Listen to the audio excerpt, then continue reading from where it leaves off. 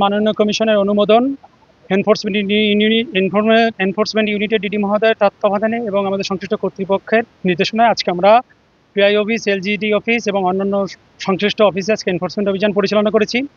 এখানে মাদারীপুর সদর উপজেলার 15টি ইউনিয়নের মধ্যে 11টি ইউনিয়নে 5 আগস্টের পর কোনো চেয়ারম্যান বিভিন্ন কারণে পলাতক আছে। সেই সংশ্লিষ্ট ইউনিয়নের টিআর কাবিকা সহ বিভিন্ন বিবিজি প্রকল্প, অন্যান্য প্রকল্প থেকে বিভিন্ন রকম বরাদ্দের তসরুপ হয়েছে বলে আমরা প্রাথমিক অভিযোগে পেয়েছি। সেই সংশ্লিষ্ট বিষয়ে আমরা সমস্ত রেকর্ডপত্র সংগ্রহ করেছি। উল্লেখ্য যে শিরকারা ইউনিয়নের কবরখানার জন্য একটি বরাদ্দ এবং মসজিদের জন্য বরাদ্দ, যেখানে অনিয়ম হয়েছে আমরা প্রাথমিক তথ্য পেয়েছি। আমরা রেকর্ডপত্র পর্যালোচনা করছি। এ বিষয়ে আমরা পরবর্তী আইনগত পদক্ষেপের জন্য মাননীয় কমিশনের কাছে প্রতিবেদন দাখিল করব। দ্বিতীয়টি হচ্ছে, আপনারা জেনে অবাক হবেন যে মাদারীপুর সদর উপজেলা পরিষদ থেকে একটি প্রকল্প গ্রহণ করা হয়েছে এডিবির অর্থায়নে 32,38,000 টাকা, যেটা একজন ওসির বাড়ির সামনে তার ব্যক্তিগত প্রয়োজনে। এখানে জনস্বার্থে করা হয়েছে কিনা আমাদের কাছে এখন পর্যন্ত রেকর্ডপত্র হয়ে মনে হয়নি।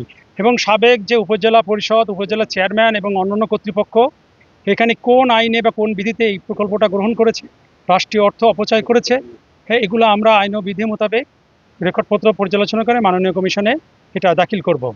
এবং আমরা এবং সকলের বিরুদ্ধে অবৈধ সম্পদ অর্জনের অভিযোগ রয়েছে।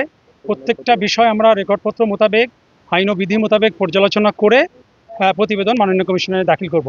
আরেকটি বিষয় হচ্ছে, আপনার বিবিজি প্রকল্পের যে বা 1% ভূমি উন্নয়ন কর প্রকল্পে এখানে যে কারিমা এন্টারপ্রাইজ নামে একটি এন্টারপ্রাইজে কাজ করানো হয়েছে, যেটা একজন ইউনিয়ন উপভূমি সহকারী কর্মকর্তার স্ত্রীর।